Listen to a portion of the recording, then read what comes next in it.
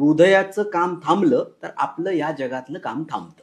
हं. त्यामुळे असा क्रिटिकल असा अवयव आपल्या शरीराला जिवंतपणा द्यायचं काम करत असतो किंवा जिवंत ठेवायचं काम करत असतो. हे करतं काय?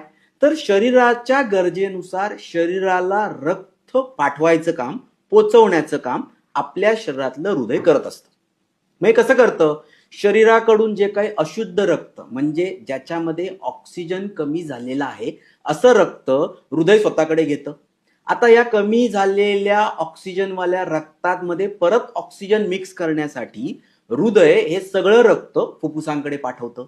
मग फुफ्फुसांमध्ये आपण जो काही श्वसनामार्ग मार्फत जो काही ऑक्सिजन घेतलाय हा ऑक्सिजन त्याच्यामध्ये मिक्स होतो.